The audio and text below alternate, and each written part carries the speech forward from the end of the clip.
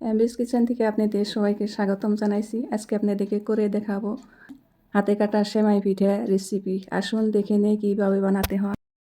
একটি প্যান আমি গ্যাসে বসাই দিছি, 1 কাপ পানি দিয়ে দিছি, হাফ চা চামচ লবণ দিয়ে দিছি। পানির মধ্যে বলক চলে আসছে, 1 কাপ চালের গুঁড়ো দিয়ে দিলাম। ভালোভাবে নেড়ে চেড়ে নিব না।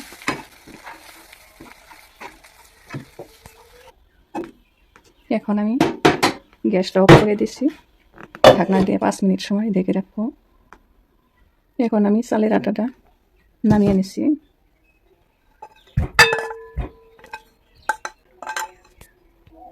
এখন আমি আটাগুলো মাখিয়ে নিব। অল্প চালের গুঁড়া নিয়ে আটাটা আমি মাখিয়ে নিছি।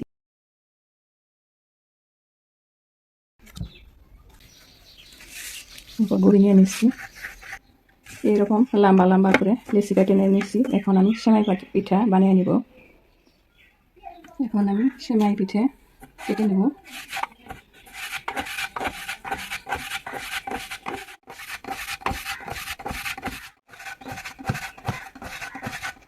এই আমার বানানো হয়ে গেছে সেমাই পিঠাগুলো, দেখুন কত সুন্দর হয়েছে।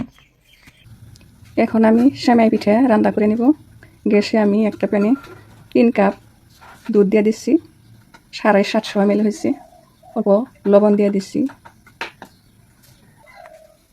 এখন আমি 1/4 কাপ চিনি দিয়ে দিচ্ছি, 1/4 কাপ খেজুরের গুড় দিয়ে দিচ্ছি।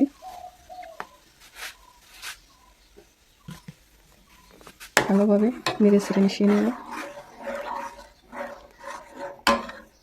এখন দুধে বলক চলে আসছে, সেমাই পিঠাগুলো দিয়ে দিচ্ছি।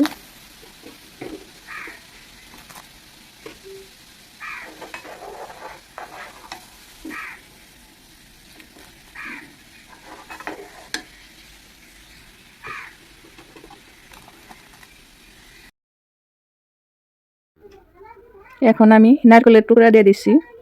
নারকেলের টুকরা দিলে খেতে অনেক ভালো লাগে।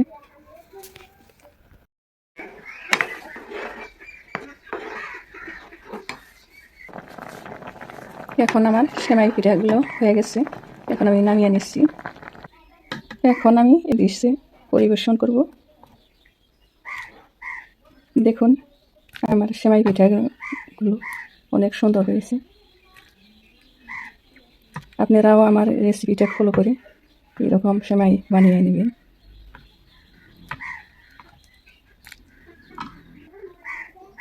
দেখুন আমার হাতে কাটা সেমাই পিঠাগুলো কি সুন্দর হয়েছে।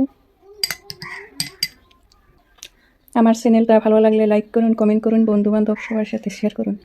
ভিডিওটা দেখার জন্য ধন্যবাদ।